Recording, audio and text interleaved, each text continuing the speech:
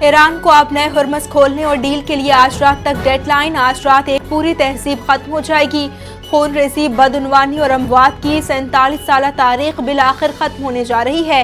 ایران کو پتھر کے دور میں بھیج دیں گے۔ امریکی صدر ڈونلڈ ٹرمپ کی ایک بار پھر روایتی انداز میں دھمکی۔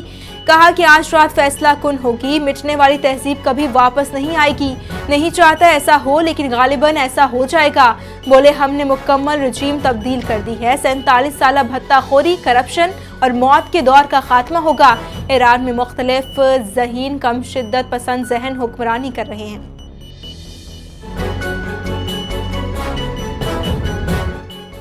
ایران جنگ کے فوجی مقاصد مکمل ہو چکے ہیں۔ ہم امید رکھتے ہیں کہ صدر ٹرمپ کی مقرر کردہ ڈیڈ لائن تک ایران جنگ بندی کے بارے میں جواب دے سکتا ہے۔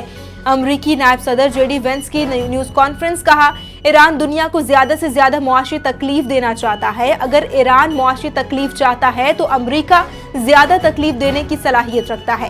ایران کے مذاکرات کار نہ پہلے مذاکرات میں تیز تھے نہ اب ہیں۔ بولے ثالثوں کے ذریعے سفارتی کوششوں میں مصروف ہیں۔ اندازہ ہے کہ پیغامات ایران میں ایک سے دوسرے تک پہنچنے میں وقت لیتے ہیں۔ جنگ بندی پر آج رات 8 بجے سے پہلے ایران کا جواب مل جائے گا۔ قتل اور جرائم ایران کی مسلح افواج کو کمزور نہیں کر سکتے۔ ایرانی سپریم لیڈر مجتبیٰ خامنہئی نے اپنے بیان میں کہا کہ امریکہ اور اسرائیل کو ایران میں مسلسل شکست کا سامنا کرنا پڑا۔ امریکہ اور اسرائیل ایران کے شہری مقامات پر حملے کر رہے ہیں۔ بجلی کے پلانٹ، اسکول پر حملے انسانیت کے خلاف جرم ہے۔ پل، بجلی کے پلانٹ، اسکول پر حملے انسانیت کے خلاف جرم ہے۔ دشمن ہر روز دھمکیاں اور تباہی کی وارننگز دے رہا ہے۔ انٹیلیجنس چیف میجر جنرل مجید خادمی بہادر اور نڈر افسر تھے۔ ایران کی مسلح افواج دشمن کے خلاف لڑائی جاری رکھیں گے۔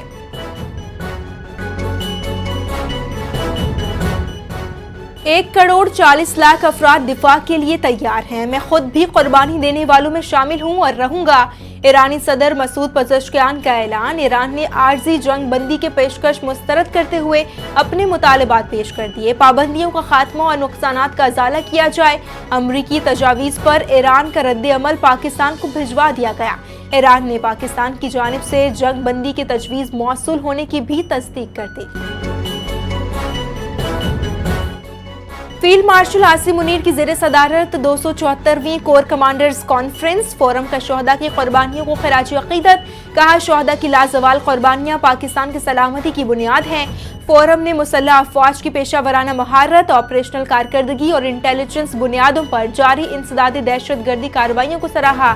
اعلامیے میں کہا گیا ہے کہ دہشت گردوں، ان کے سہولت کاروں اور بیرونی سرپرستوں کے خلاف بلا امتیاز کارروائیاں جاری رکھی جائیں گی۔ آپریشن غضب للحق کو منطقی انجام تک پہنچایا جائے گا، جبکہ مشرق وسطیٰ کی صورتحال پر بھی غور کیا گیا۔ سعودی عرب کی تنصیبات پر حملوں کی شدید مذمت کی گئی۔ بھارت کے گمراہ کن بیانیے، جھوٹے فلیگ آپریشنز اور مقبوضہ جموں کشمیر میں انسانی حقوق کی خلاف ورزیاں مسترد۔ پاکستان کی جانب سے جنگ روکنے کے لیے خیر سگالی اور سفارتی کوششیں اہم مرحلے میں داخل ہو گئیں۔ پاکستان میں ایرانی سفیر رضا امیری مقدم کا سوشل میڈیا پر بیان۔ کہا کہ پاکستان کی تعمیری کوششیں فیصلہ کن اور حساس موڑ پر پہنچ گئیں۔ اس حوالے سے مزید تفصیلات کا انتظار کریں۔ چین نے بھی پاکستان کی فعال جالوسی کی کوششوں کی حمایت کر دی ہے۔ کہا چین قیام امن کے لیے پاکستان کی کوششوں کا خیر مقدم کرتا ہے۔ حالیہ کشیدگی اور چیلنجز کے باوجود خلیجی ممالک کو پاکستانی برآمدات جاری ہیں۔ کامیاب سفارتکاری کے ذریعے خلیجی ممالک کو پاکستانی برآمدات کی رسد یقینی بنائی گئی۔